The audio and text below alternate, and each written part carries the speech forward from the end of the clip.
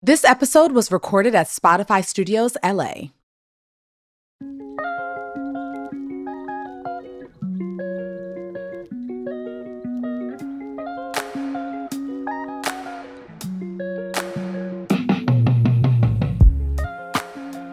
Hey, y'all, and welcome to Trials to Triumphs. I'm Ashley Blaine Featherston Jenkins, but you can call me ABFJ.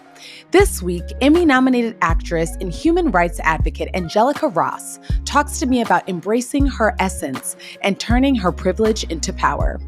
Angelica is no stranger to uphill battles, but she always faces them with grace. Throughout her career, Angelica learned that no matter the cost, staying silent is always more expensive than speaking up for what she believes in. For me to be speaking up now, I already processed the hurt. I processed the fire. And now you just see me wielding the fire without it burning me up.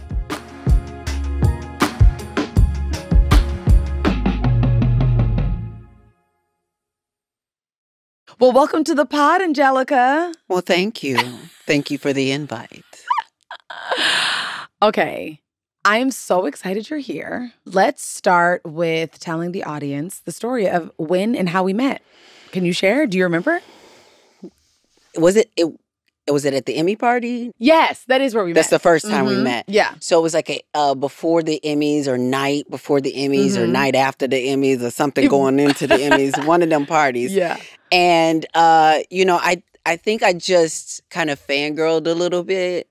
I'm pretty sure because it was Dear White People, like who wasn't watching that? Duh.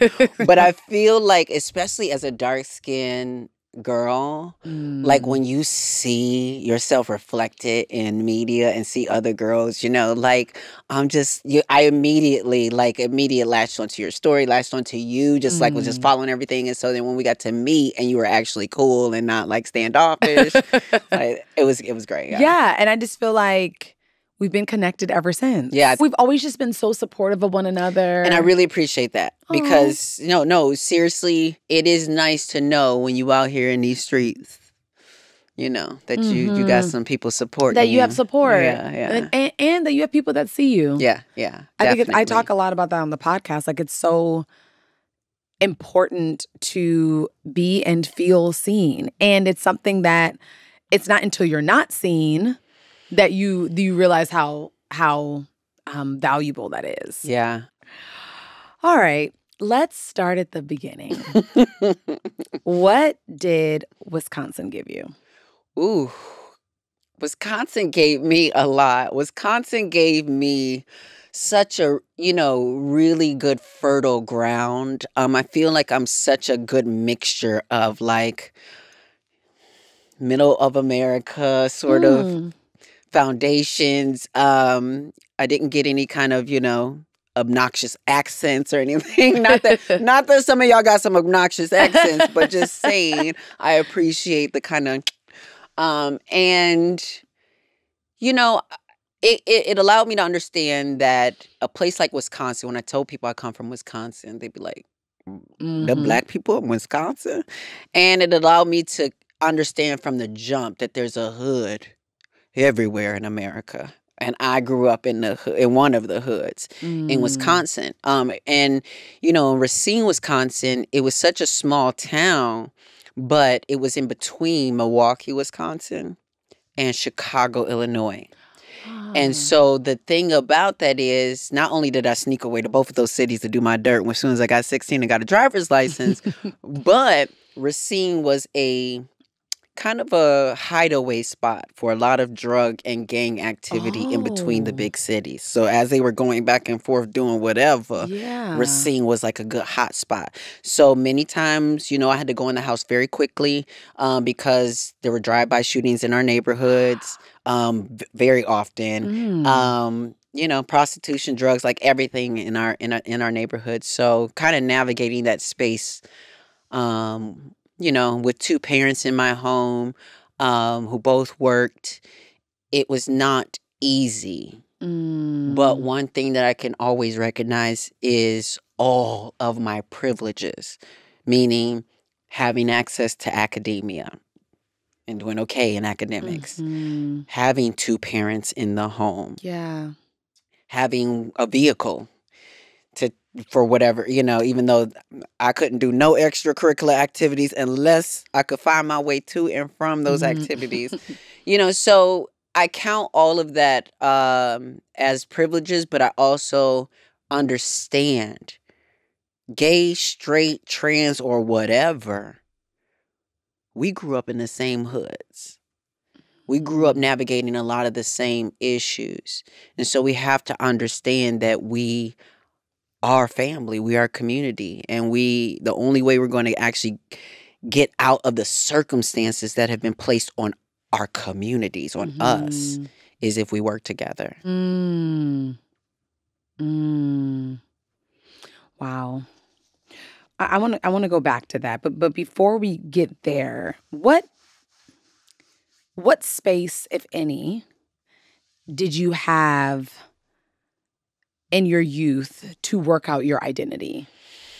I had no space. I had no space. I had no space. Everything was pushing me to do boy stuff, get dirty, go out and play in the dirt with the boys and blah, blah, blah. And I never wanted to because, one, I didn't like getting dirty. Two, everybody could sniff me out. And so why would I want to be out there when they could see that I was different and tease me because of it? So it's just like I had no protection. Usually my family joined in on the bullying. So it's like usually my brothers were joining in on it, or my mom was joining in on it, with my brother. It was just like a weird dynamic. So I did not have any space. It wasn't until I got to high school that I found friends that I could hang with. My friend Fernanda, who is still my best friend to this day, she was one of the first people. We were in musicals together in middle school, and she was just one of the first people who kind of saw me and was able to just accept me for who I was. Didn't have to put a label on it, What did that look like? Do you remember when you all first met? Was it something she said? Well, it looked like us going to the local, the local thrift stores, and me finally getting to buy things that I could afford that would express who I was. And she kind of was there and helped me kind of not only see myself and pick out things, but she would take a camera. She had this camera. She would do photography. She still does photography. And I would model and she would do the photography. So she just kind of coaxed myself out of me. You know what I mean? Just start that kind of beginning things of allowing myself to express and move in ways that weren't being judged. Yeah. I love that you guys are still friends. Yes. Still friends. You hold on to a friend like that. So in growing up, you're talking about that people maybe saw you, but denied what they were seeing. And or maybe even poked fun at it and didn't make you feel good about it. Did you have anyone other than Fernanda, maybe someone in your family that was an ally for you, whether privately or aloud? Was there anybody that was there for you and said, "Hey, Angelica, I do see you, and I love you"? I would say there were two people who most showed themselves as kind of there and allies. There were more than that, but the two that I, stick out to me is my grandmother. My grandmother, especially before she got saved, my grandmother, was cuss and just be, but she always would say, do you know who love you? I know somebody love you. And I know, and I think there's a song, it might be like Pag LaBelle or something, somebody loves you, baby, or something. Yeah. She'd always say, somebody loves you, and I know you know who it is. It's your grandma, whatever. And she always made it clear that no matter what, she loved us. I remember when I was really young, I got this idea from watching cartoons. I took a stick and put tied clothes onto a stick. Oh, to have over your back? Yeah. Where were you going? Running away. Oh, got it. I was running away from home. And I ran away to my grandmother's house. I remember her trying to protect me, but I just remember at that time too running away, and I did have a history when I was young of running away a lot. And it was just because I was so scared in my house, to be honest. And my parents, they grew up in a time where their parenting style including making sure your kids were fearful of you, sort of situation. And so I was terrified. And I wanted to run away, and it even went with me into my nightmares where because my grandmother was such a great ally, she let us watch Michael Jackson's Thriller. And so we would all be laying on the carpet, and then as soon as the song started, we'd be coming up out of our grave, and we would all be doing the choreography and everything. But I would have nightmares, and I would always have nightmares about being chased out of my home. And I would be, and it would always be the monsters in my home would be reflective of like my family. Yeah.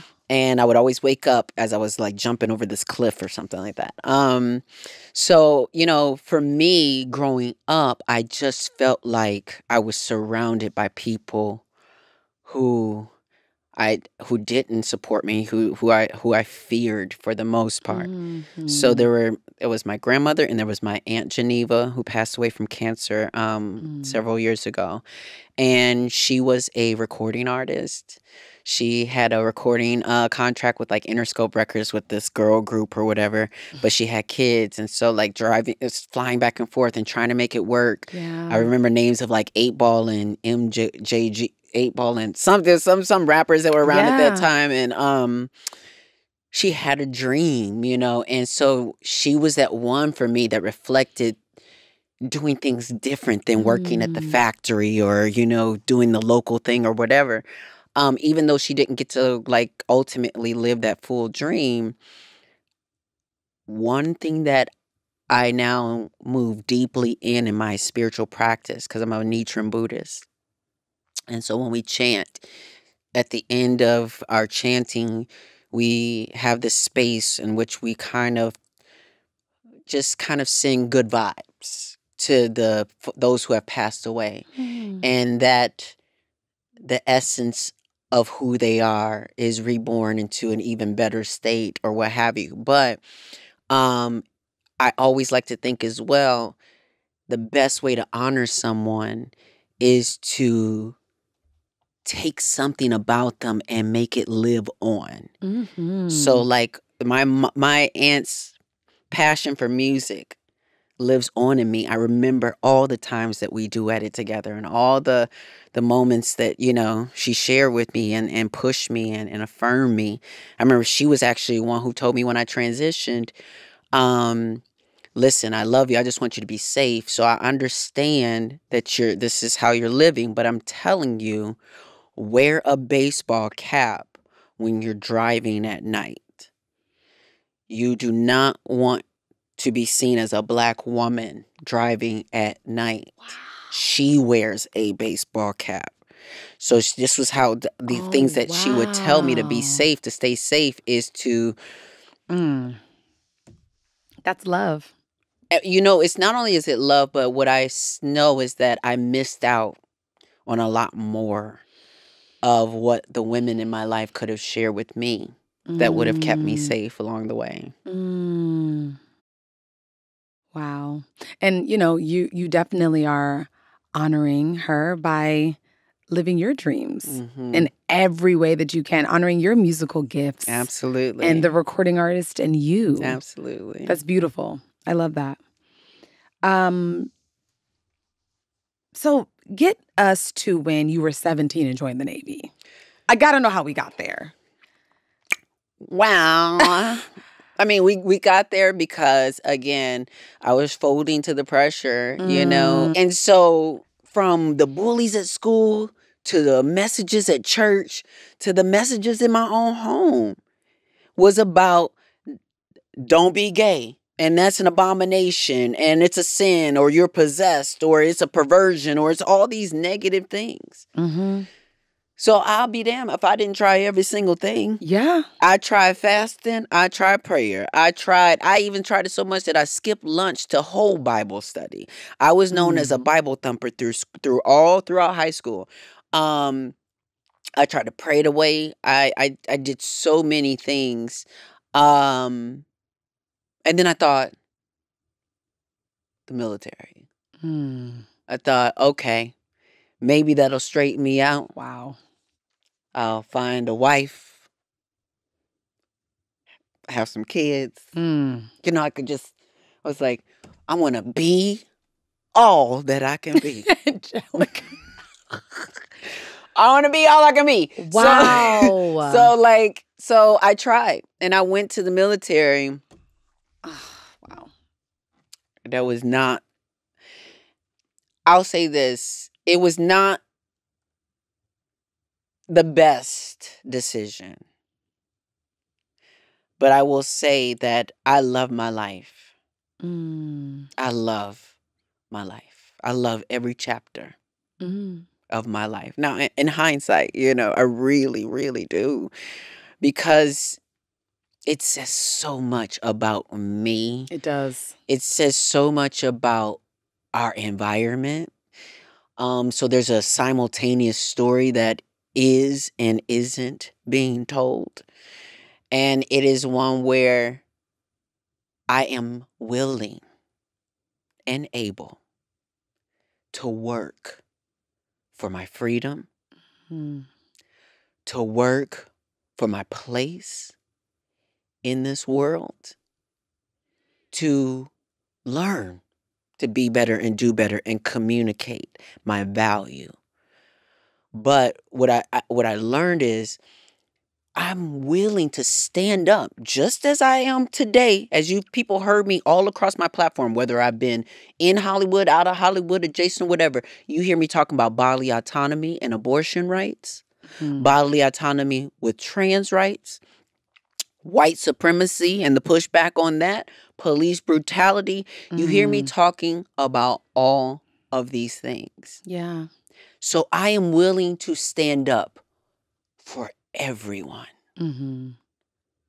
But as I graduated boot camp and finished the hour course long overnight obstacle course, going over barbed wire, crawling on her, shooting guns, jumping into pools, taking off my pants, turning them into floating devices. Like after this very tough challenge that I passed. They were showing this video with the American flag and just what we should be proud of and protecting.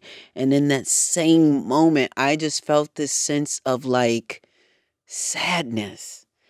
I felt so sad because I felt like I'm willing to protect a country that is not willing to protect me, that is not willing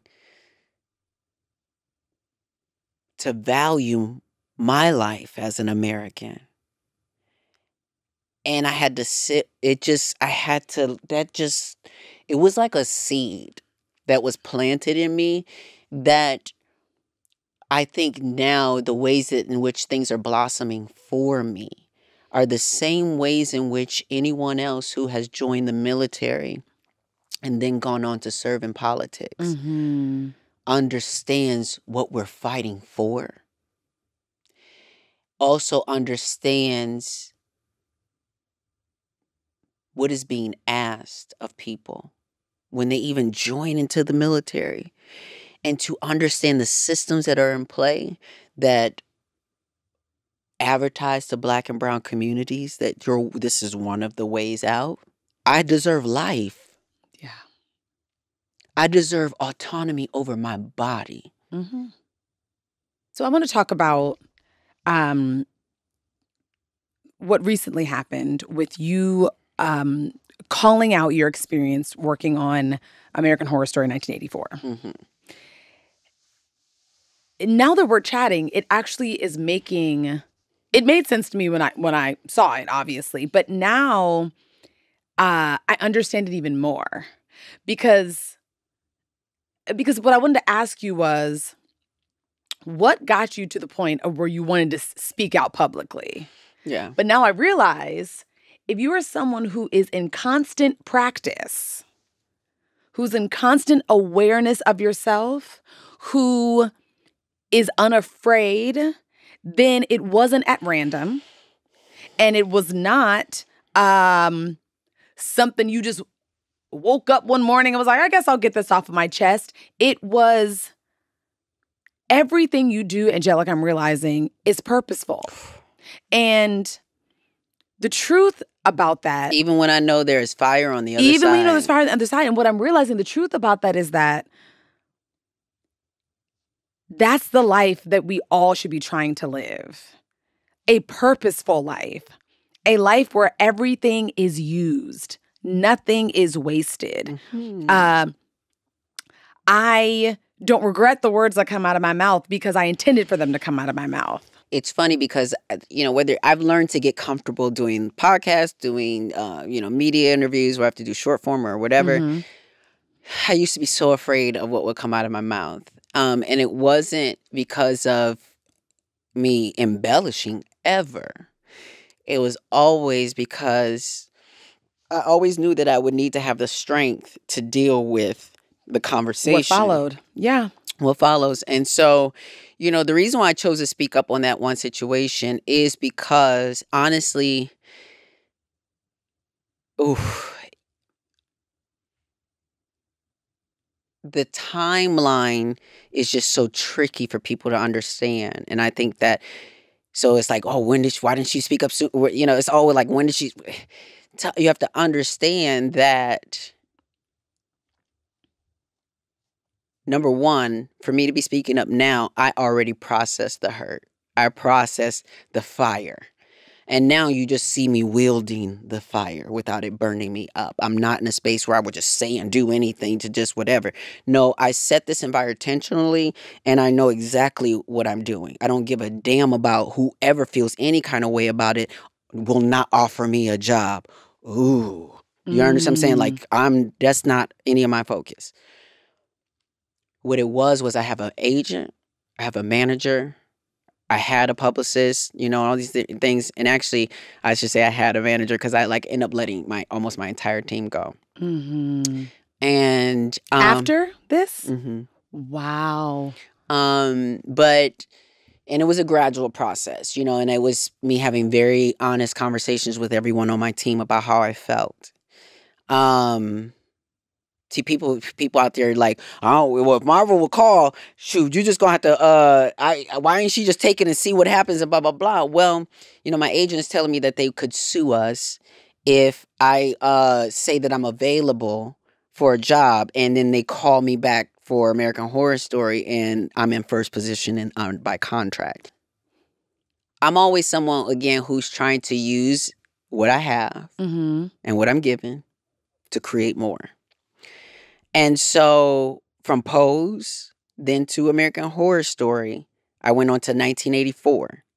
Then from 1984, and having that situation on set where this guy was wearing racist T-shirts and telling him about this, I figured, and him not only cussing me out to begin with, to start with, but then coming around and saying, actually, I want to be your biggest champion. Mm-hmm. I thought that would be an example of stuff that we could build on. Then when I got to season 10 and I was the chemist making pills and people were, and I end up being an alien in the second part. But I think the chemist ended up making pills and there was a storyline where she gave pills to the cops, racist cops.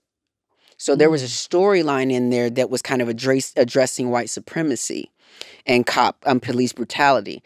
And I did not write that or come up with that. They did. So I was like, wow, Ryan Murphy is really about that life. Mm-hmm.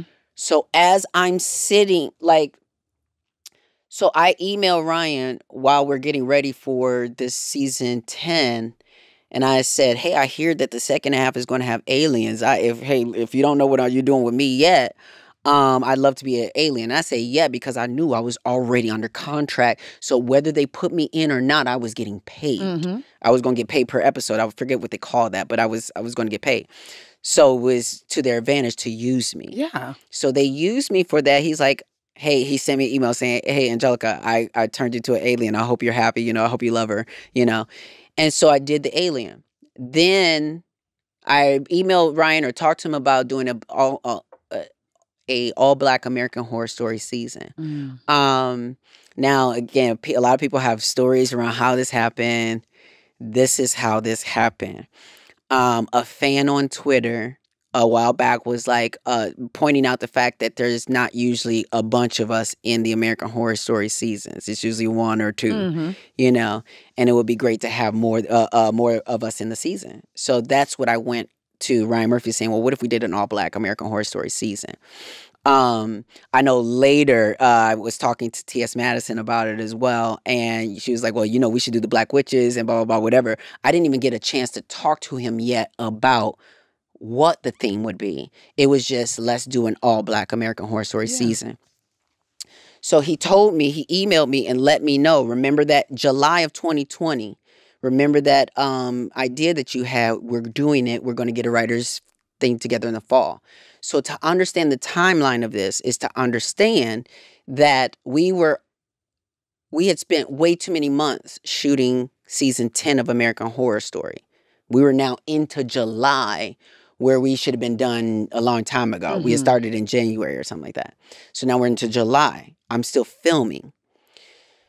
So then I think I get an email saying, not only are we doing that writer's room, this is July, I'm still filming. July, August, September.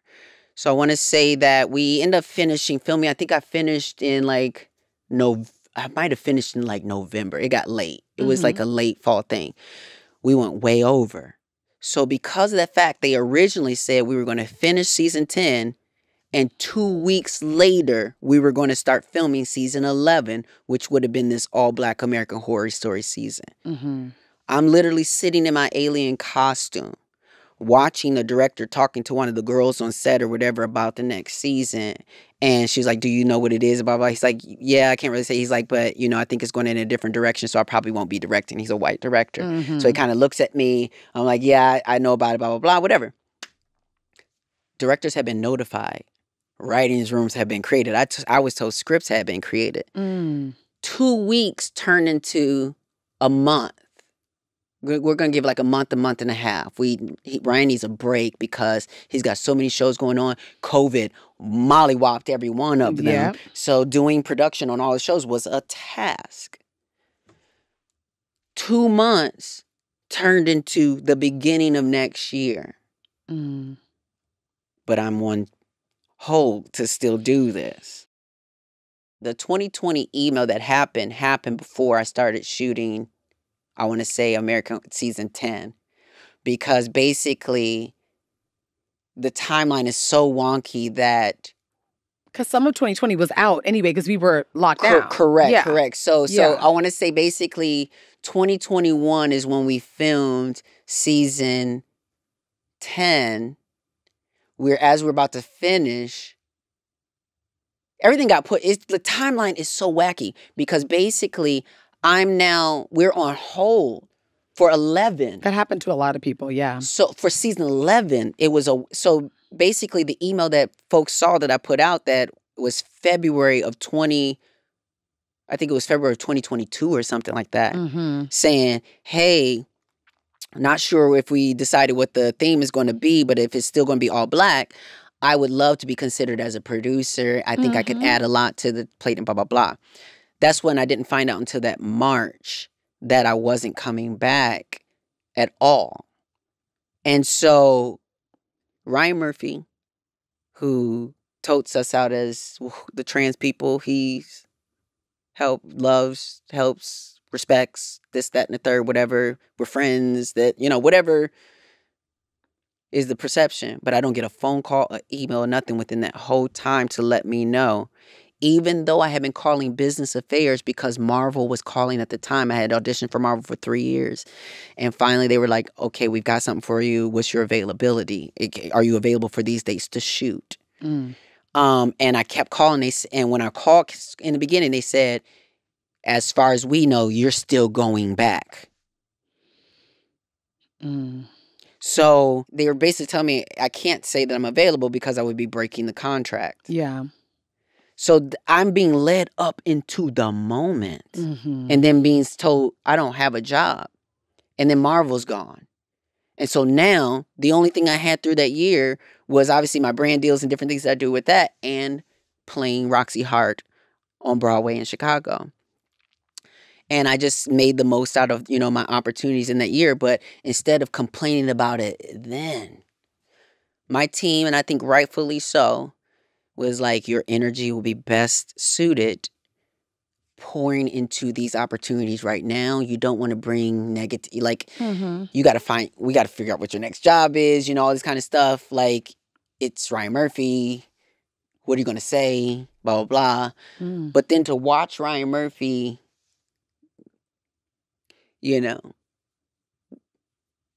what is happening right now is a little bit of a tussle between a butch queen and a femme queen. And it's a situation where I don't like when someone has a narrative and they're putting forth the narrative that they're this type of person and they are this kind of person while also turning a knife in someone's back behind the scenes that no one sees. Yeah.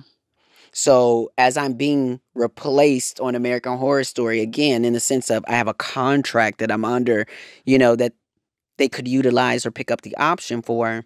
And I was just like, actually, I'm not going to be quiet about this. Because at the very least, it's respect. Stuff changes all the time. But you disrespected me. And not only did you disrespect me, to me, I basically feel like you basically said F you to me without being able to say it to myself, pick up the phone, or send an email. So I'm going to let you know I'm that girl. I can definitely say it to your face. I can say it at any time, any place you want. Because I stand behind everything I say and do. Like everything I say and do. You can know that what I'm telling you in my experience, when I spoke about the Emma Roberts situation, it wasn't about her.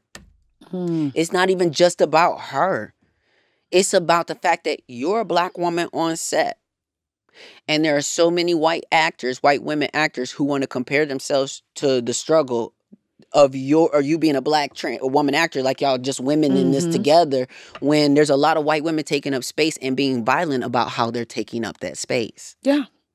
So I want to call that to the table and talk about how Hollywood continues to empower problematic people or people who seem to be divas or all this kind of stuff or whatever, when it's folks like myself that they want to make sure don't get lifted too high. You know what I'm saying? And I think I deserve respect. I think I deserve some of the basic things. How dare I?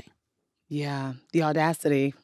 Well, so you've, for lack of a better term, raged against the machine. That's what you're doing. What have you been experiencing on the other side of this? Like you said, you no longer have your team anymore. I know we're pivoting to politics. You've officially announced that you are leaving Hollywood after, for me reading that, it made me sad because you're so important and you're so special and you're so talented. And I love seeing you on my TV screen. And you represent so much. I know how many people around the world feel seen because they see you on our television screens. But now, sitting here with you, I realize that it's the essence of who you are that does that. And if it's the essence and not the characters you play, then you can do that anywhere. And I know how purpose-led you are, so I know that it is not by happenstance that you are pivoting in this way, because the work that you are that's important that you do now, you need to do in that space. But I'm just honest about my feelings about it. I was like, oh no. Yes. So yeah, just going back to like how is it? What has been, for lack of a better term, the fallout of it, and how has it made you feel? Well, it's interesting because I don't know what the fallout is or has been, because I'm not focused on the fallout. So much so that those friends who are falling to the side, who aren't checking on me, who aren't showing solidarity in public, totally cool, because there are people who are.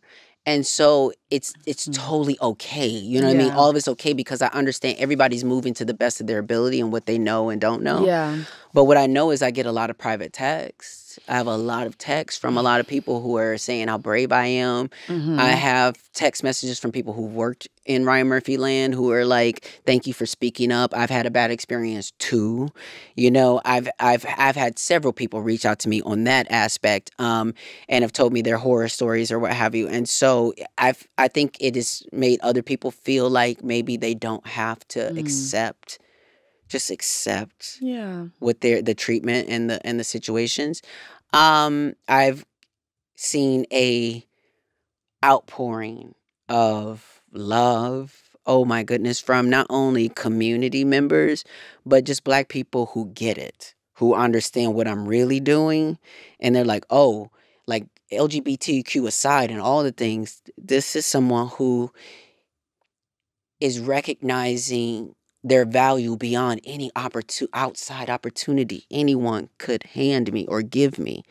Everywhere that I go, I it's a value lesson. You learn your value, and either you get stuck in a place because somehow you've been convinced that the value is not in you, it's in this job, it's in this place, it's in your position in Hollywood.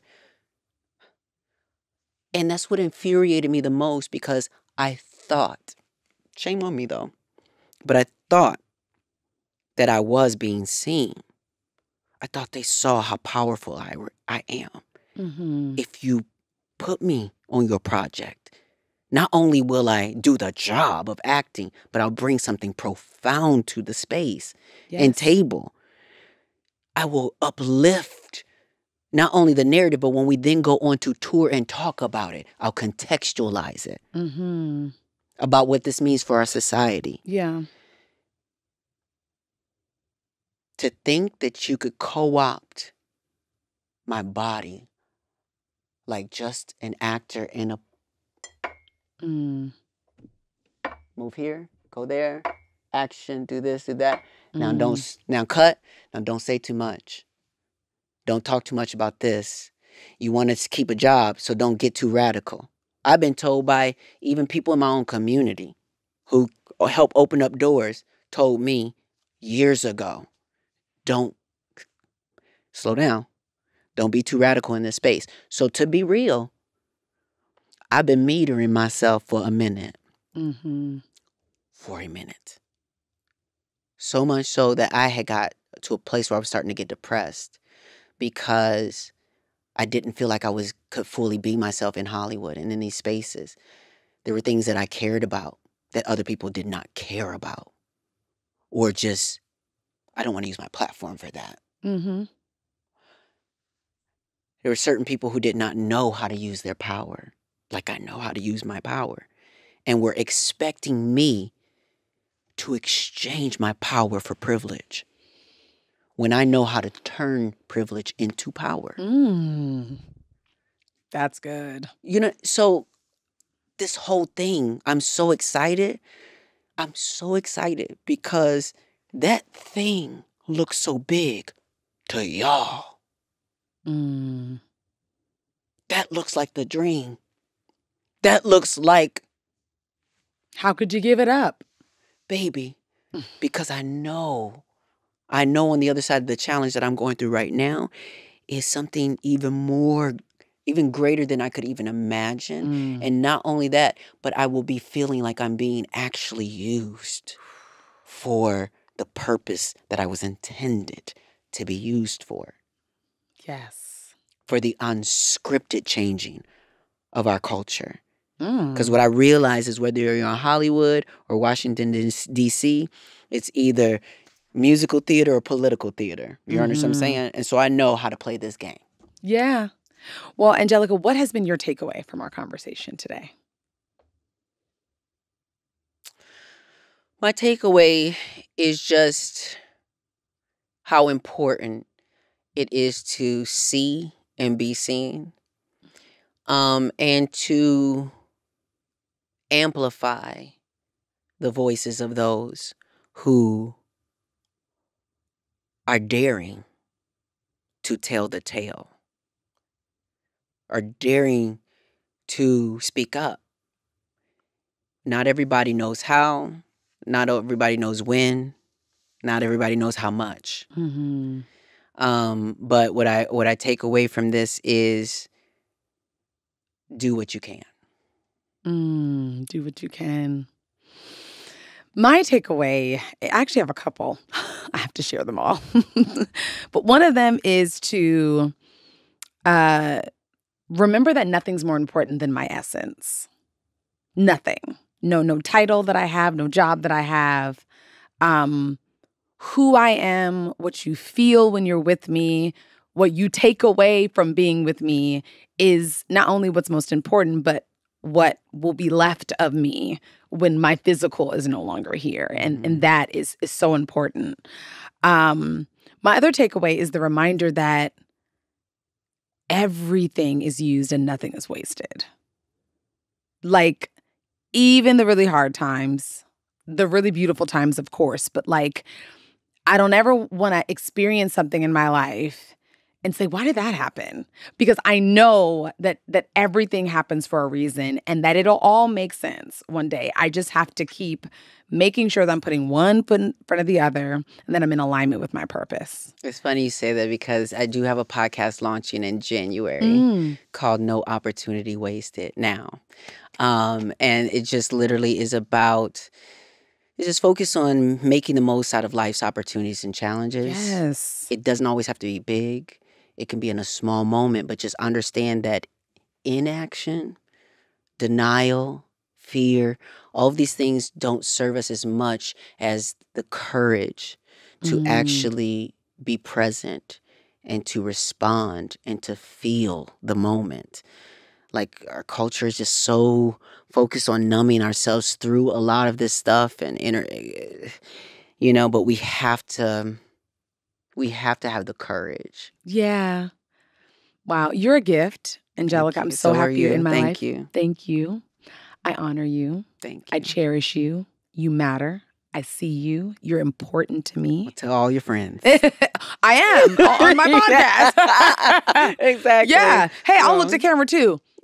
She's important to me. I see her, and she's everything. Thank you. I love you, sis. Thank you. I love you too. Thank you. We did it. We finally did it. I know. This is great.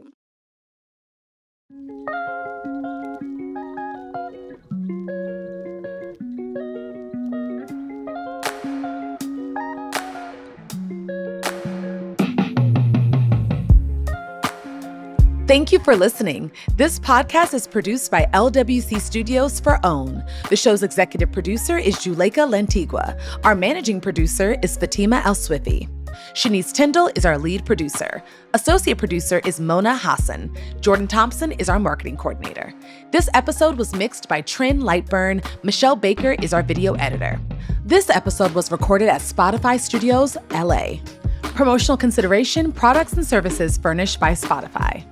If you enjoyed listening to this episode, and we hope you did, please make sure to subscribe, leave a rating, and review wherever you listen to your podcast to ensure you hear the next one.